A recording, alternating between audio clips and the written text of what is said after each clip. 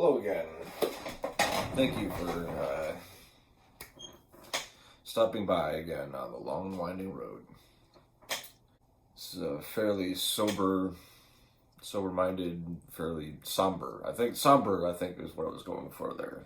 But it's it's very sobering as well. Last night, my family finally had a funeral for my late father, who died of cancer just about a year ago. Actually, as it looks on the calendar right now, just about a whole year ago today. And I felt compelled to make some kind of video. I was even going to try and make a tutorial on how to iron a shirt and press pants and stuff like that, but I have to practice. I have to get better a little bit. Actually, a lot. I have to get a lot better with the way I film, even with my iPad.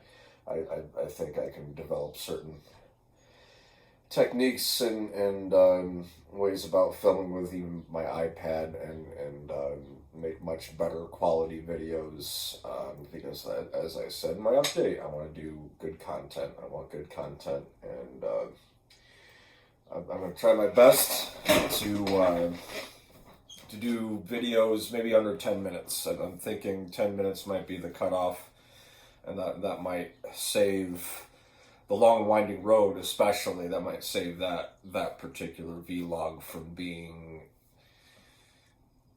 a long-winded, depressing rant. Anyway, it was a pretty good time. It was a very good time. There were many different people. My family was concerned that people would that the turnout would not be as good as it was. Of course, we had the funeral after the fact by a year, of course, because of the lockdowns and the procedures and the restrictions. Our family decided that it was best to hold it off until we could have people in the same building legally, without any fear of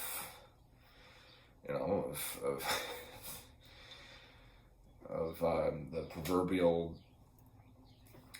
doo-doo hitting the spinning, oscillating fan.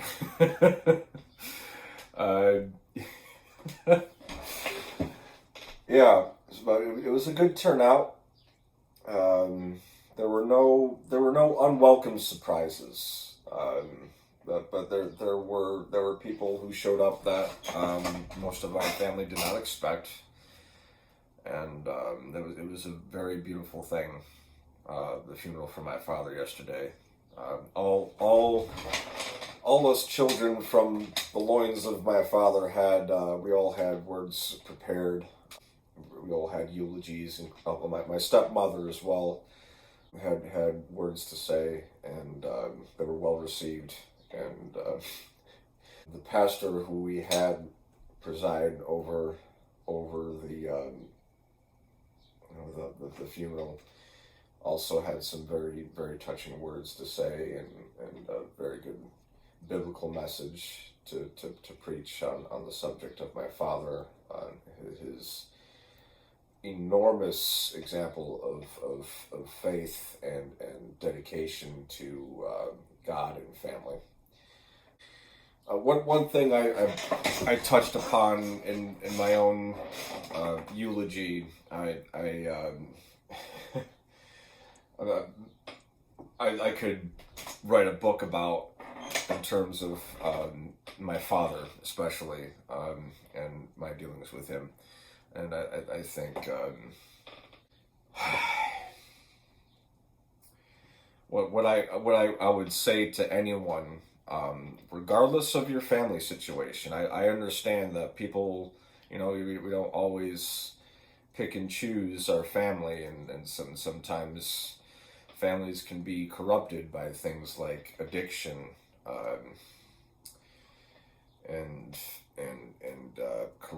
corruption itself, and also things that go wrong, and people that go wrong, and choices that implicate everybody. And I understand that, but at the same time, I mean, regardless, I mean, who you can even just consider family, even if they're very close friends. I mean, well, obviously, um, there's no new way to put it. Like, you really need to make best use of your time with people that you love. That includes, friends, family, people you consider family, and in substitution to whatever situation you're in. Um, my family, my siblings, and I, we were so fortunate to have such a wonderful and godly and compassionate, and yet, well, firm and sometimes stubbornly good father. Put it that way. Honestly, I think one of my younger sisters put it best. Like, I mean, I too wish that um, that people could have known my father, and I you know I in no way.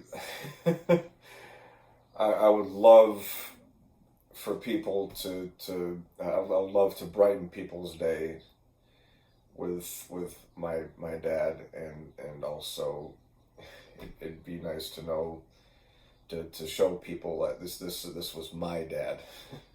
you know this wasn't just anybody's run-of-the-mill dad. And I think that the testimony that speaks to him best is how my father dealt with hardship, and how that example has definitely and very clearly, very evidently passed on. That example lives on in my siblings and I.